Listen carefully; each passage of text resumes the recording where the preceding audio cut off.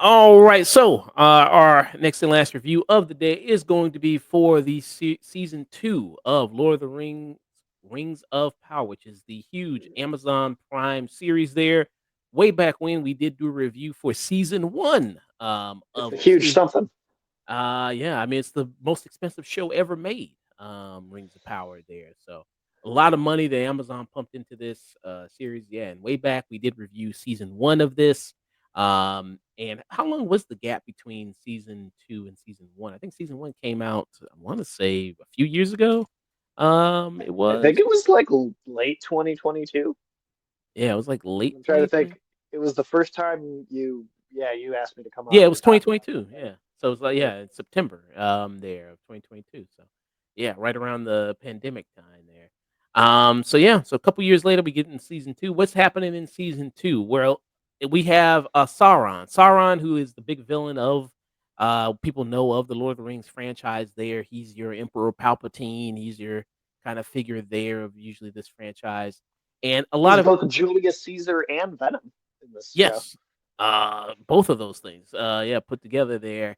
And a lot of the season deals with what are they going to do to stop Sauron? How are they going to build this force to stop him? And a lot of it is dealing with rings, the rings of power, developing a force there to stop him. And you see, the rings effect on these various groups there of the way they're distributing the power, how the power, much like with a lot of rings are not very favorable in the Lord of the Rings franchise. You put one of those rings on, it doesn't work out so well. You see kind of this evil effect that it has on the people that wear it. Like with the character, the leader of the dwarves, you see it kind of morph him and turn him evil there, even against his own son. So yes, and like a lot of these people, yeah, are trying to stop this oncoming force of Sauron and obviously stop this kind of evil that's kind of going on with him and him being like this huge force. They all have to kind of join up together to fight. It's basically what's happening in this season. Um, did you? And it's good that they do recaps. Amazon Prime, they do a lot of recaps of not only the episodes but also the season prior. So that was good because I had forgot a lot of stuff that happened in season 1 because it's been a minute. Oh, it's okay. Nothing happens in season one. So it's been a little bit of a minute since I've actually seen it. So you kind of that got that going on. But Sage, what are your thoughts on season 2 of Rings of Power? Back again. Watch. Well, at the end of the review we did for the first season, I think you asked me if I thought it was going to get better or worse. Uh, and I would have hoped for either of those things because if it was worse, hey, maybe it's funny. If it's better, all right, maybe we got something going here. Man, I think what was truly surprising to me is how much I felt like it was just the same level of kind of dull nothing going on. I find that there is still very little happening, very little character being expressed, very, very, very cheap looking throughout. Constantly, the costumes, the CG, the green screen effects, the creatures that are not just practical. It feels like I feel like I'm watching the same thing. I feel like a Groundhog's Day happened to me, and I'm just sitting here watching the same dull thing a second time. Mhm. Yeah, I mean, and I think you gave season 1 a skip it. I think was. And I won't go back and change it, but in hindsight, I think I was too kind to the show in that review. Mm, okay.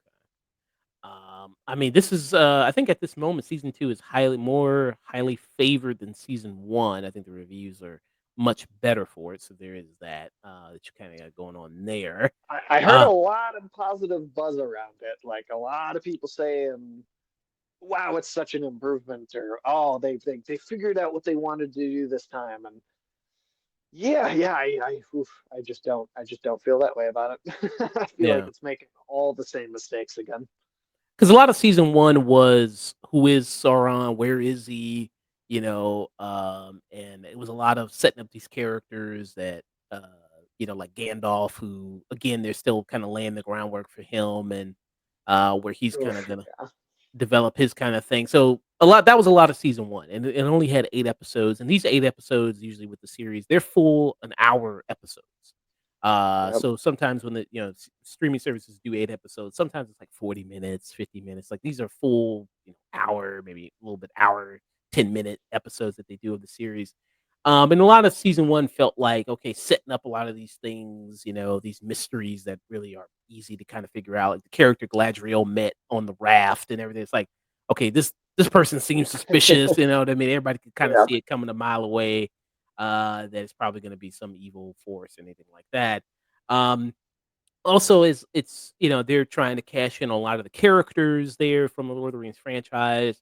And this is I supposed mean, to be they put the full Lord of the Rings name in the title of the show. I mean, if that doesn't scream cash grab, Yeah, that's very true. And I don't know exactly, because this is supposed to be 10,000 years, right, before the events of Lord of the Rings. uh, I think that's about the amount of time, but that they seem to have conveyed in the show. But the thing is that, and I'm gonna resist the urge to pick at how it's accurate or not accurate to the book, because I don't even really think that matters if you just make something good. And I don't think they did. So I'm just gonna focus on that part of it. But in the books, a lot of the stuff that they're trying to do is these multiple storylines happening at once in the show are things that happen hundreds, if not thousands, of years apart from each other. And Mm, so it's kind of hard for me to nail down exactly what time period this is trying to be in because it is throwing things together from so many different places.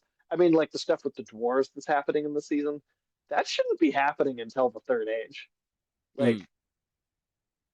the And this is so it says this is set during the second age of Middle Earth is when so it's yeah, about 3,441 years. This is what the timeline kind of spans in Rings of Power. yeah, And so it kind of a lot of what Rings of Power does is condense a lot of those events that happens over a lot. that span of Well, time. consider this. In the Fellowship of the Ring, when they go into Moria and everybody's dead, right? And they got to fight the Balrog. Uh, we've established within Rings of Power that dwarves have more human lifespans, right? Mm, Because remember how he was super upset that Elrond hadn't been around in forever, and he missed like a ton of his life and all these important moments.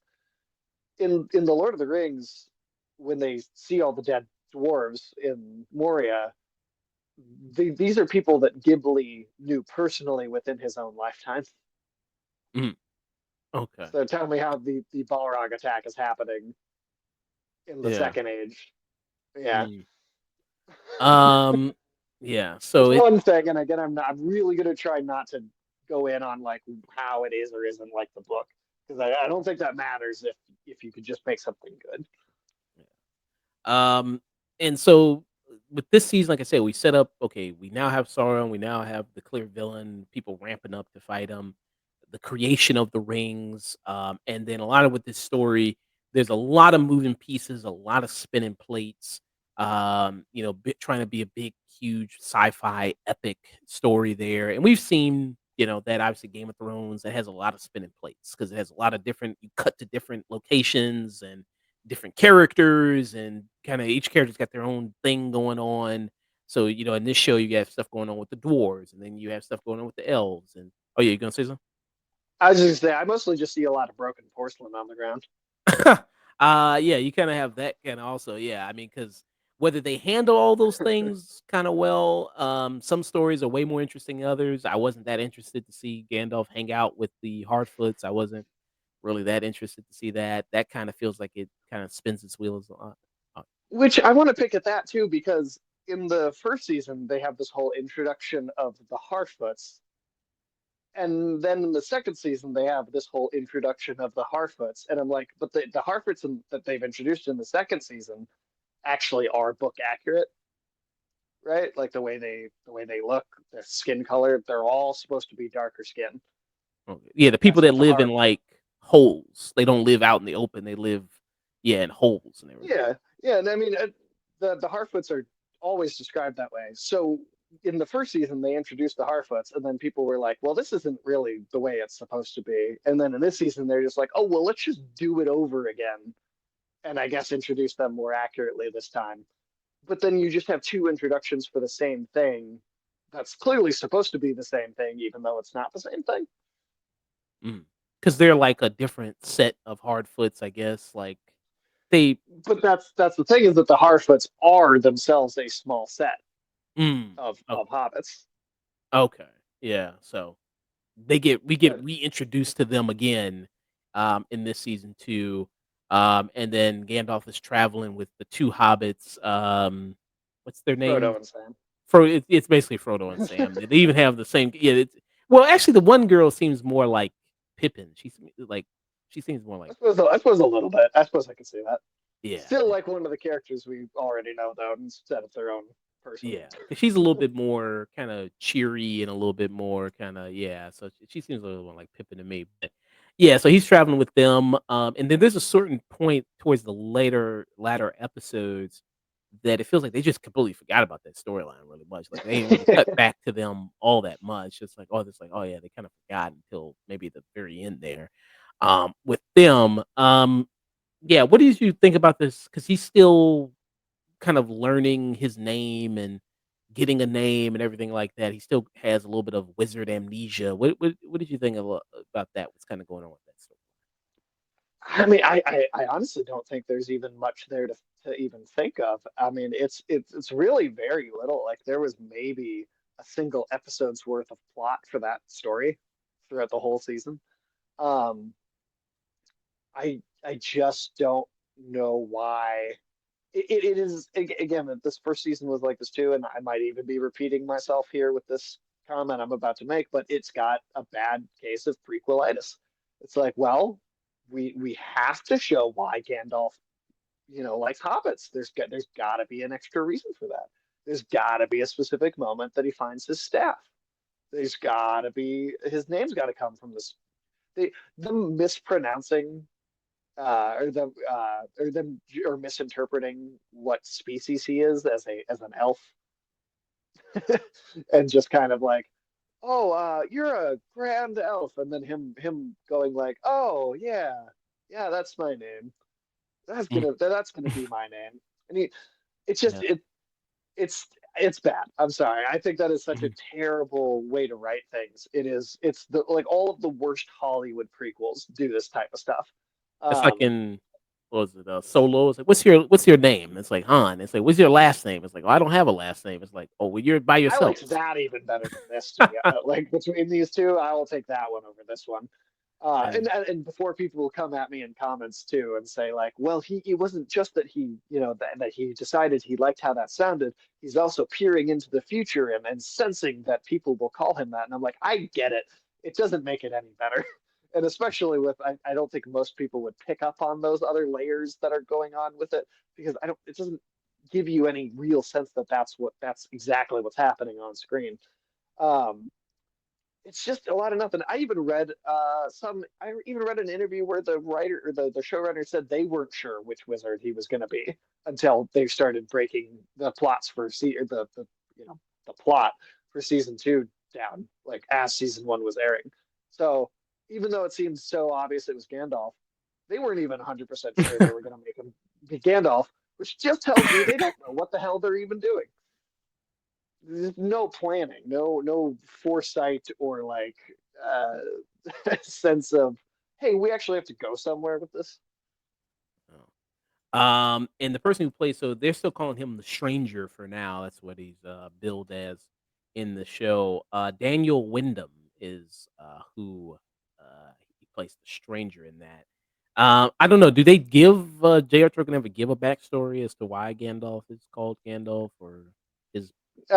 He's got a whole bunch of names. I don't remember there being a specific uh, reason behind the name Gandalf.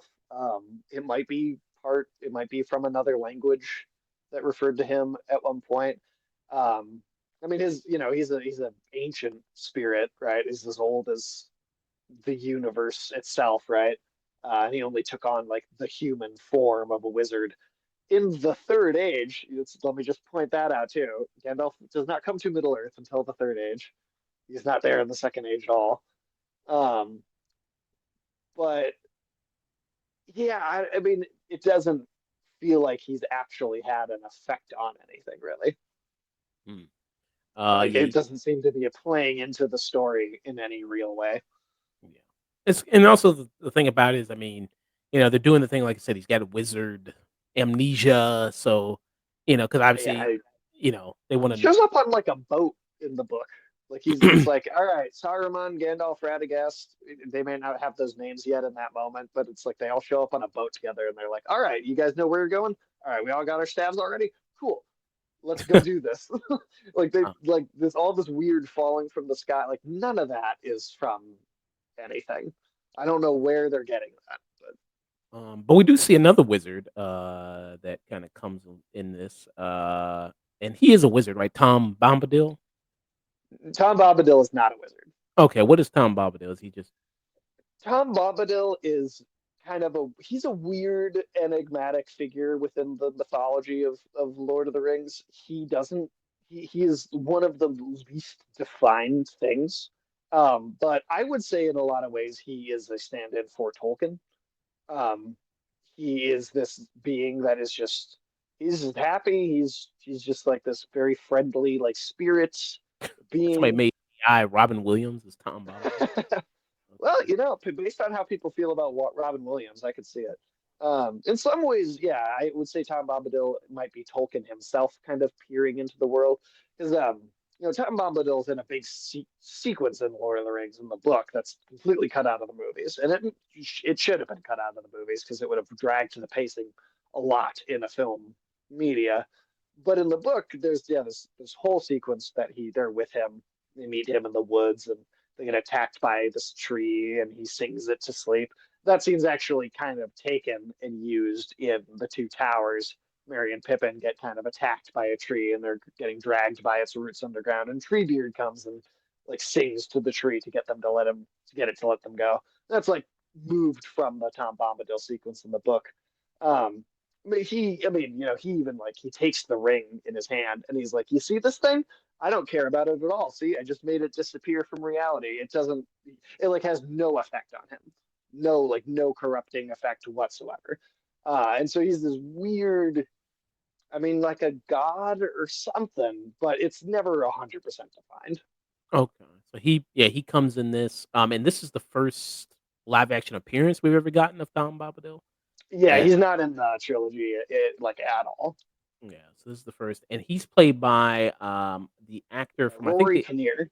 yeah he was in Men. He was in that movie. If people know that movie. Yeah, I always think of him as he was Frankenstein's monster in Penny Dreadful, which I think is just like his performance in that is just like 10 out of 10, incredible. Okay. So yeah. So he's the one playing that. So do you think the Gandalf storyline with the Hardfoots? Do you think that's the weakest one in the show? Uh, oof.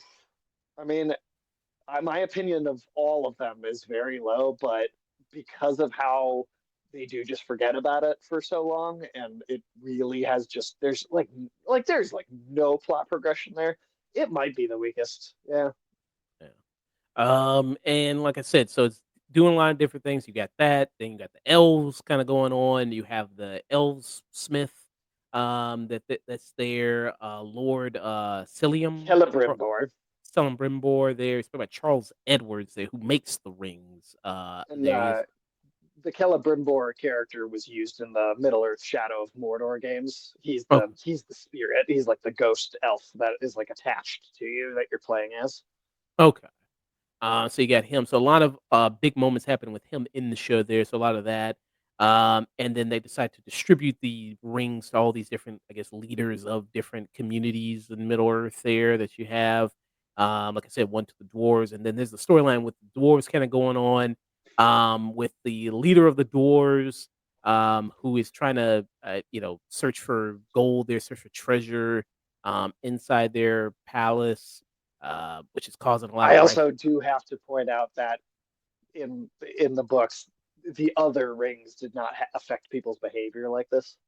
Okay, so what do in the books, do each ring has, like, a specific thing that they Some of them do? have, yeah, there's like specific effects, and like Galadriel's ring is Nenya, and it's got it kind of produces this extra light and kind of warmth around her. That obviously, especially in like you can see it in the physically in the movies, like she's like light sparkling from her almost. Um, so they all have these little effects. And like the nines of the Nazgul, obviously those corrupt, right? Like they do corrupt over time, but none of them were this like very instant, like, all right, you're gonna act different. Like you've got the Venom symbiote on after 5 minutes. And not only that, the other rings don't take into effect until he crafts the one ring. All of the other rings have been crafted and given to all these different people, to the elves and humans and dwarves, and then only in the moment that he crafts the one ring, it's like Galadriel and Elrond and like all the people that have rings at that moment go like, oh, oh, we've been had, because they can feel it then at that moment. But before that happens, there's no sense that they've been deceived or tricked or anything. Yeah, and these are the rings right here. So this is the ring that you have, and then Galadriel Party has City's going out of business, I see. yeah, I mean, these do look like some, one of them ring pops you get at the store there, at the arcade. Just You get another way in which the show looks low budget to me. Just uh cheap, super cheap. So this is the one at the top is Galadriel's ring. She's got the white one right here. And then the red one was given to the dwarves, right? The red one. Uh, Those are the three elven rings, and then the dwarves are given their own set. oh, their own set. Okay, so yeah. Yeah. And then the Um, men are given nine, which okay, again is their own other set of rings. okay. So yeah, you got that. With the This takes rings. 300 years in the book, by the way, Like for them to forge all the rings. for them to for Sauron in the book lives as an elf, basically. Well, I mean, it's not quite an elf, but he's living as something similar to an elf with in that city for about 300 years, very slowly influencing their craft work with Mm, dark magic. It takes a very long time, that's the long game for your ass right there. 300 years. I mean, dude. Okay. 300 years. And then you see the also plot line going on with the humans. So there's what's you remember what that island is called? The city uh Numenor. Numenor, where there's kind of like this political themes kind of going on, people trying to usurp each other, people backstabbing each other there. Yeah. Uh So the fall of Numenor is, if I remember right, I think it's like a solid, it's like a couple hundred years after like the stuff that we're seeing in the show in like the other parts. Again, it's all these things are taking place in very different points in time. But Numenor is essentially, you know, that civilization falls into disgrace, and it was once like the greatest human civilization. They helped defeat Morgoth in the War of Wrath at the end of the First Age, and they were given this island for being part of this war, for being these heroes.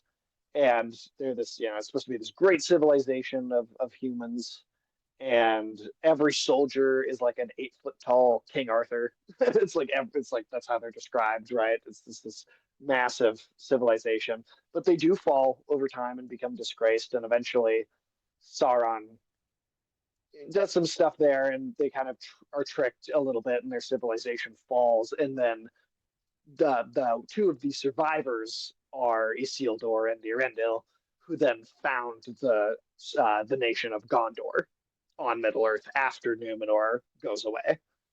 And so, like, Aragorn is meant to be like reclaiming the honor of Numenor in the Lord of the Rings. okay.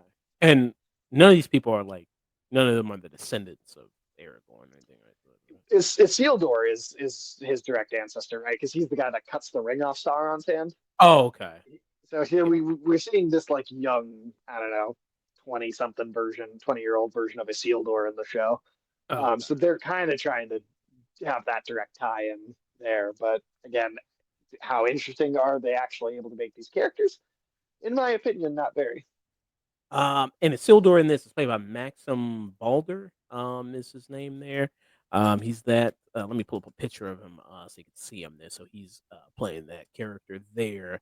Um, a lot was kind of going on with that storyline. So you have him, and then you have this other character there, Captain. It starts with a V.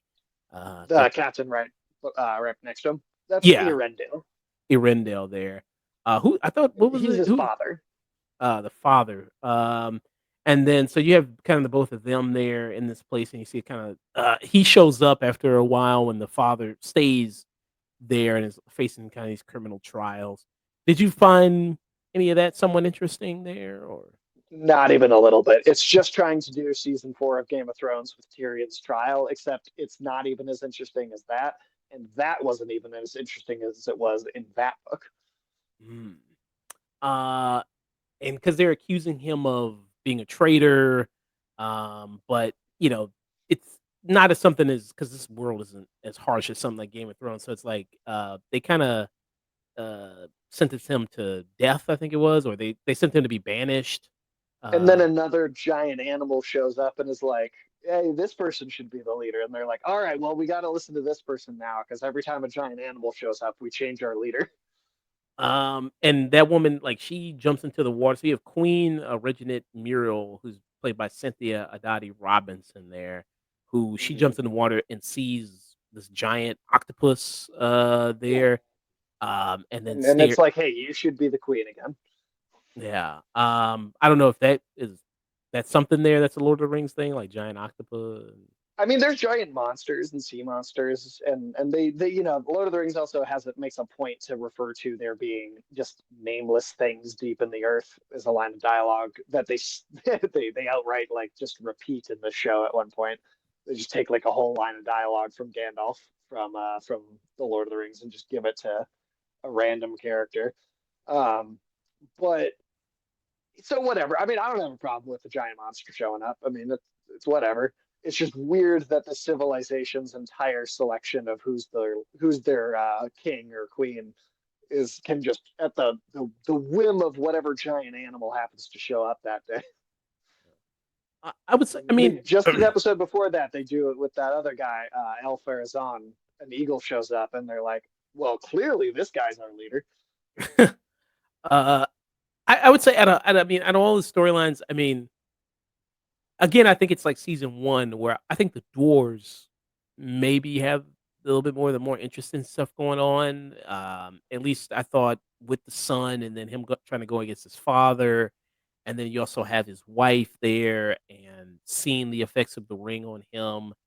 I thought that was a little bit interesting there to see that. I think again, and they were two of my favorite things about season 1 and the kind of a limited thing I liked about it.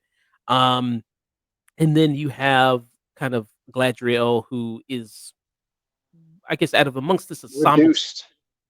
Yeah, I think she doesn't have as big of a prominent role as she did in season 1, in this, and then a lot was kinda going on her and, the other elf, I think his name is Andrear, Oh, um, Arondir. Arondir there, and then so I feel like he doesn't come in till much later in the season, like, maybe half it feels like I didn't Yeah, see him and the even when he does, they kind of shuffle him off screen after an episode. I feel like yeah, and I thought at one moment, it seemed like he was dead. It seemed like clearly he was dead, and then he comes back. I called hard bullshit on that. He is like clearly killed, and then it's just like the next time there's a scene with characters talking, he's upright. It's not even like they check on him, and it's like, oh, thank God you're not dead. He gets like impaled, and then a couple scenes later, he's just up and walking around, and everybody's just talking to him like that didn't happen. Yeah, I mean, do it. I mean, I mean, do elves heal pretty fast, or I mean, is that could I have mean, explain? they certainly can, but I don't feel like that fast. And they're not impervious to wounds. I mean, they still, if something goes all the way through them, I mean, they're still going down. Yeah. So I thought for sure I was like, oh, okay, well, you killing off one of the characters there, then all of a sudden the next scene, because it's like during the big battle sequence. Like, of course, a lot of Lord of the Rings stuff. You got to have this big epic battle and a lot of these things, as you do. And there's always, I guess it's just the Lord of the Rings thing. Well, not, I mean, that's just a story thing in general. You always got to have the last minute, the army shows up, you know what I mean? Another army shows up to help. Yeah. We just talked about that in Lord of the Rings, War of the Rohirrim, where that happened. Like they They showed do up do and it there too. they do that. But it didn't really matter because they got their ass kicked still, even with the other army kind of showing up. And the I person guess that that's subverting the trope a little bit. yeah. So that even that big moment of like, hey, we got another army, they're gonna help us defend, and then they get washed pretty quick. Even with that.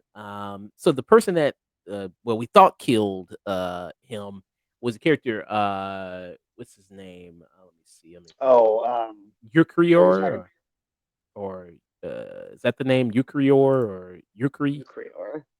Ooh, Uh we're talking about the elf that is like one of the first orcs. yeah. Eucric, is it? Uh, Ukraine. URUK? Yeah. Oh, Uruk is like another word or like term for orc. Yeah, Uric, yeah. So that Yeah, was that's like, just another. That's not his name. That's just another term for like an orc oh, in general, like another name for like the species. Let me pull up that character specifically. I can find him.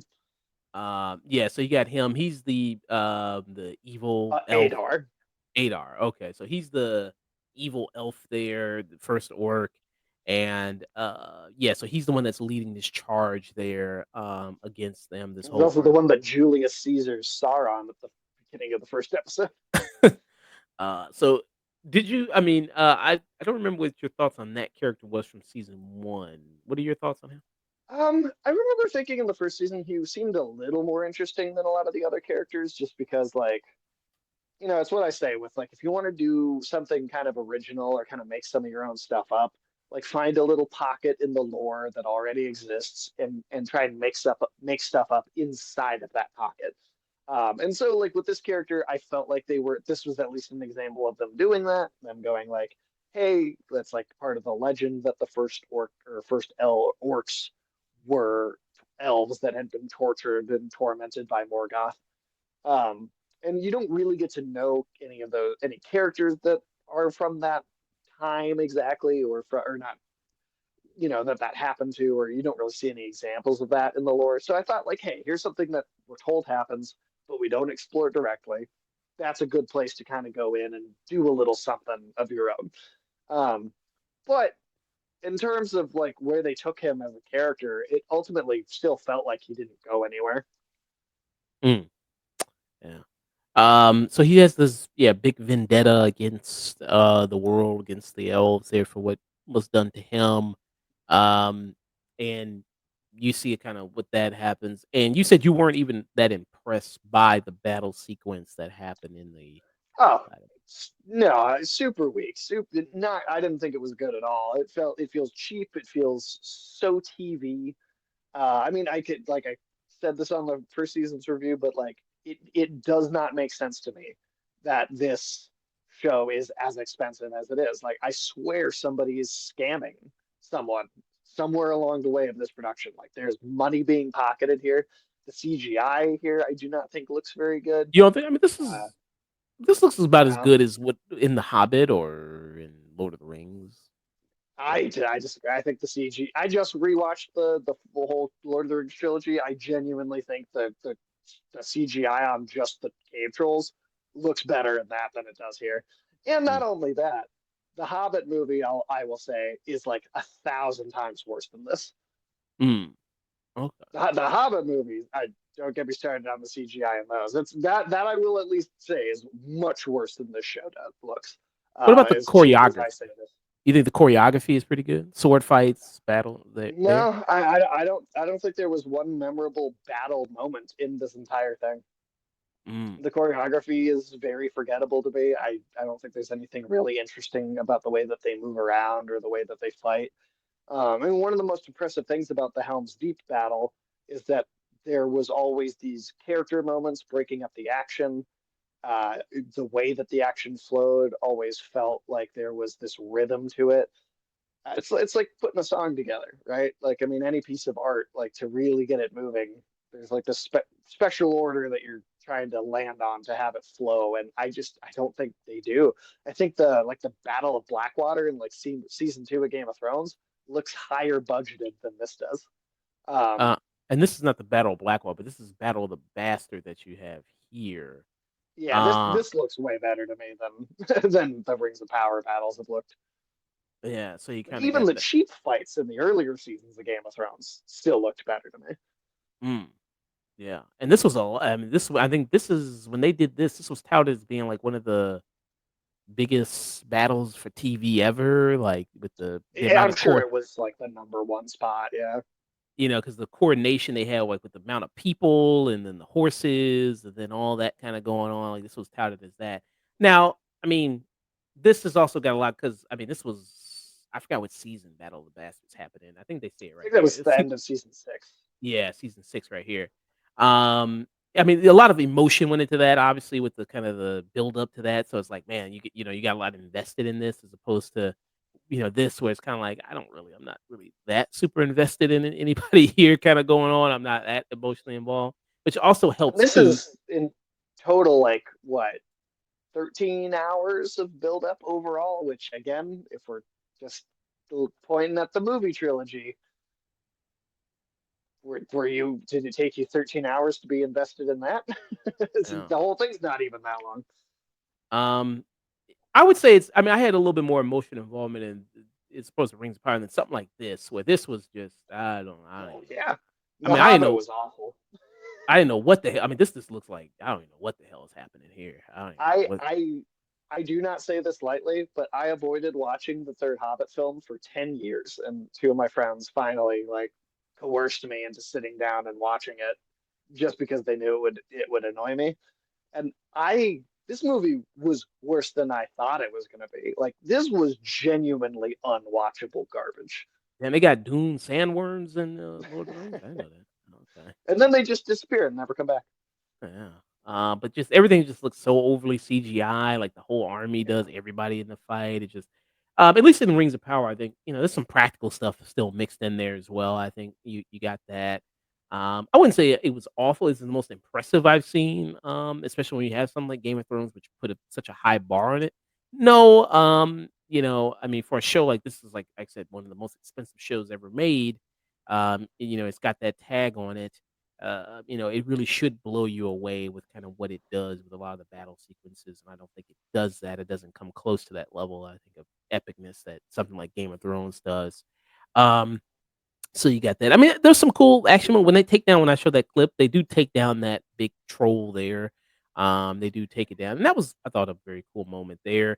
And then at least in the battle, as opposed to the clip I played of the battle of the five armies from the Hobbit film, you could tell who's winning and who's losing. Like you can tell, like, okay, the tides of the fight are shifting in that, which I thought was also kind of good in that.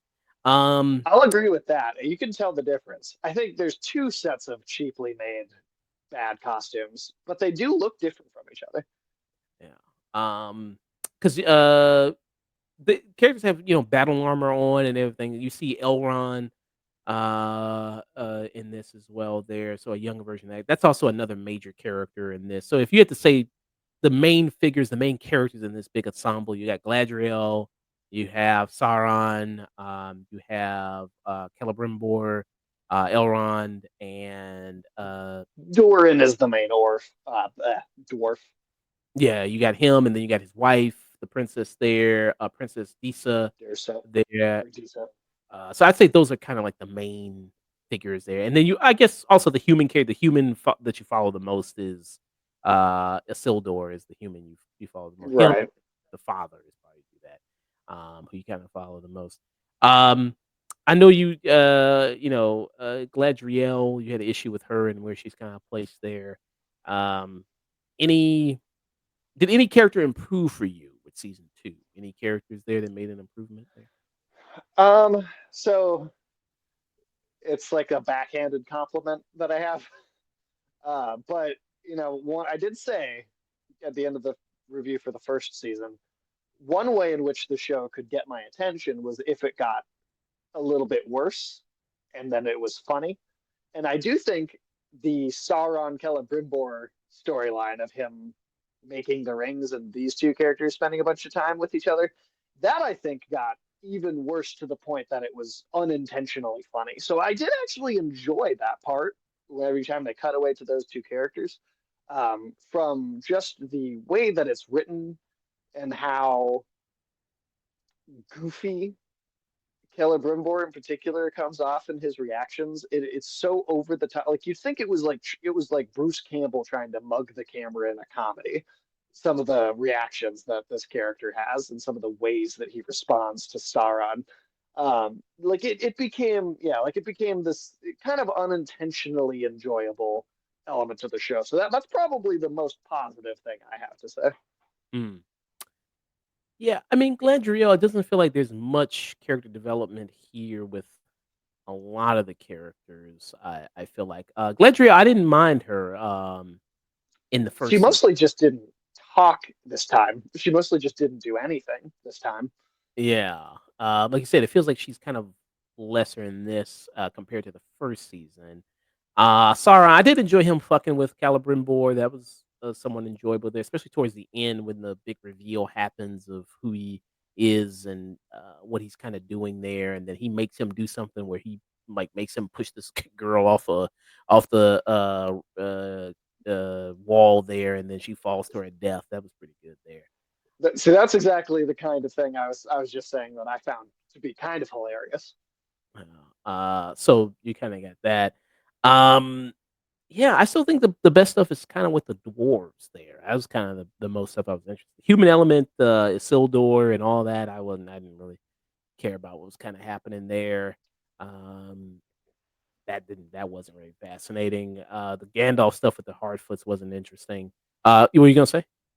Oh, I was gonna say for the dwarves, I do think that those actors are shining through the material a bit better than some of the rest of the cast is able to.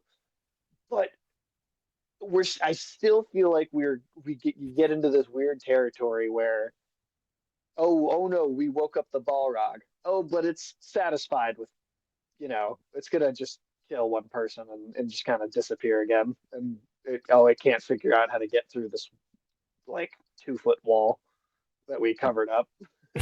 And again with the way that the ring affects the father's behavior, that really made it kind of hard to be into that story for me because the rings are not supposed to be affecting their behavior to this degree, and especially not that fast. And especially not before Sauron crafts the one ring, which then tethers back to the other ones, and then starts to have some control over them after the fact. But it reminded me of the way that they way overdid the Arkenstone stuff in the Hobbit movies, where it's just like, well, we need this dwarf to be greedy, so we're just going to have this magic thing make him greedy. Um, Whereas the way it's described in the book, I know I said I'd try and resist doing that, but I can't help it at times. It was just the dwarves had a societal collective greed, and then Mm. they just dig too deep. Um, and yeah, and then like the way that the action is framed too, like there's this moment where the dad comes to his senses and he's like, I'm gonna sacrifice myself and fight the Balrog so everyone else can get away. And the shot of him running up and leaping towards it is one of the corniest, cringiest things I've seen this year. So let me see if I can put this they got the scene here on YouTube.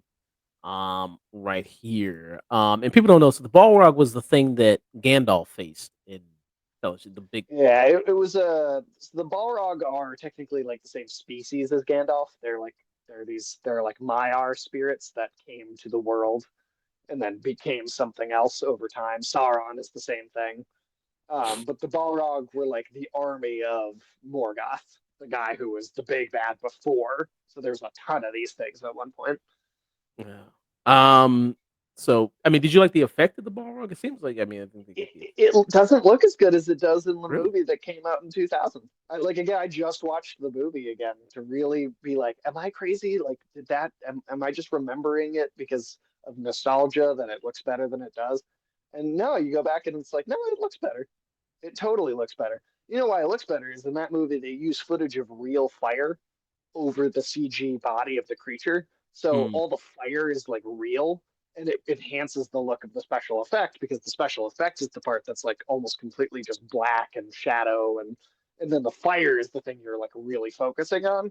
And Is so it this is not real fire? This is CGI? this looks completely CGI to me. I mean, maybe I'm wrong, and I Mm, just they did do the same thing, and it for some reason doesn't look right to me. But it to me that looks like all CG fire. uh-huh. So this is where his father sacrificed himself right here. You see it, he's running up there. Like Uh, already, I can't. yeah.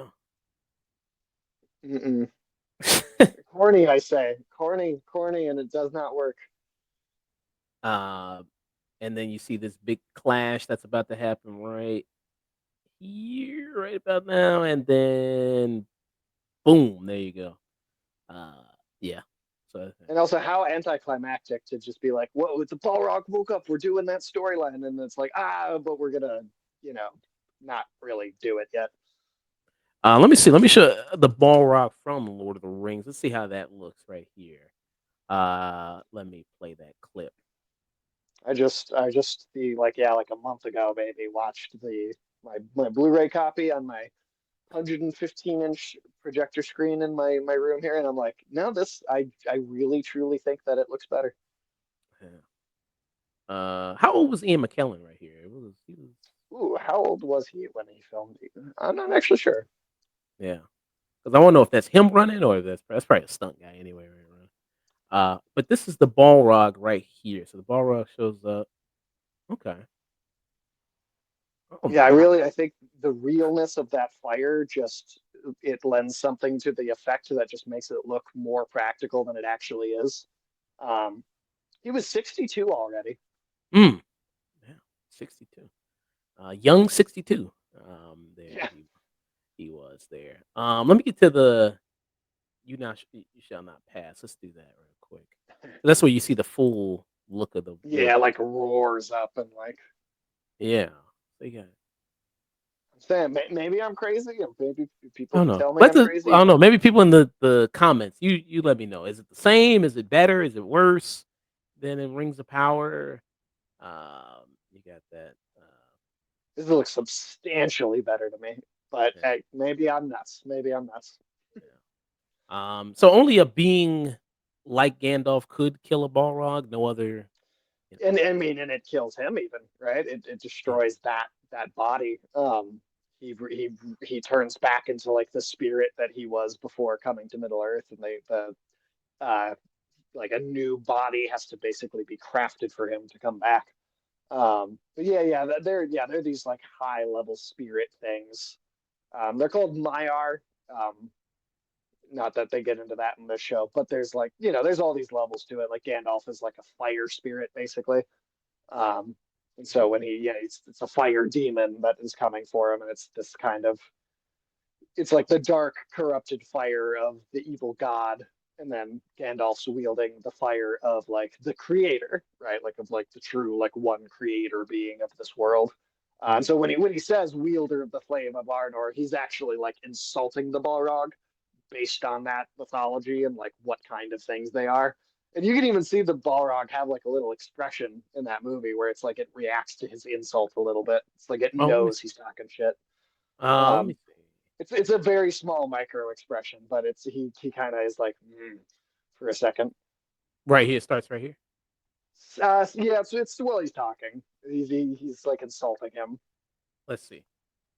I think it's You cannot pass! talk at all. It can't talk. No. Servant to the secret fire, wielder of the flame of Arnor. The dark fire will not avail you. Flame of Udun! Yeah, its brow is all furrowed right there too. Mm. Its frustration is not just it's a monster trying to attack him, but because he's like speaking the truth of the like true God that its master was like jealous and hateful towards. Mm. Yeah. So yeah, let us know in the comments what do you people think of that? Which effects are better there? Yeah. So I mean, I think it's the same thing as season one, where it's just kind of meh for me. Not really. excited to go see a season 3 there after now seeing season 2. I was like, well, season 1, I was like, okay, maybe this can improve. Sometimes with shows, even with certain genre shows, it takes a season to kind of get into things. Sci-fi shows will do that where, sometimes it'll take a season to kind of get things going and okay, you establish the characters, especially with something as large as this, when you have such a big cast with all these different spinning plates, with all these different stories to tell, maybe now that with a season 2, now that you establish things, set things up, maybe we can explore things more, get into things. And in here, I don't think it's just still not that interesting for me. So I would just kind of give it a uh, at least some of the I think some of the moments here are good. I think some of the episodes are solid. Like I said, some of the actors here and some of the things that they do.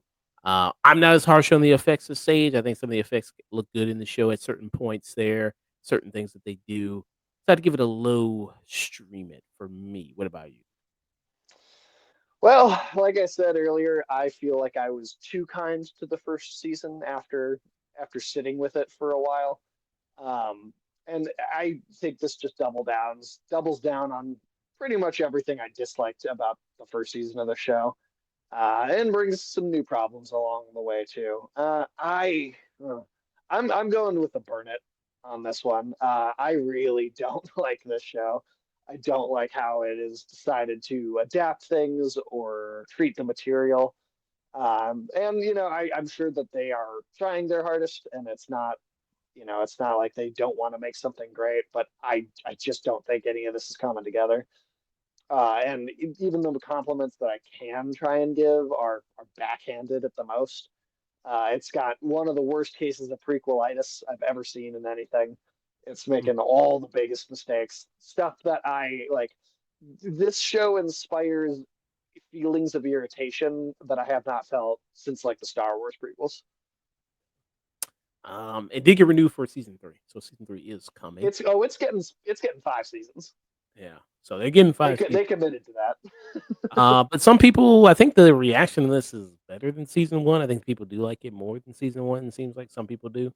So for me, if you'd say which one is better, maybe it's mildly better than season 1. I mean, maybe slightly. But that's really about it, for me there. So yeah, that was our review for Rings of Power season 2. So you give it a burn it, I give it a low Burn it, stream it there. light the match, and walk away. Yeah, and we're gonna be heading out of here. Thank you, Sage. Thanks for joining me, man. On this great night.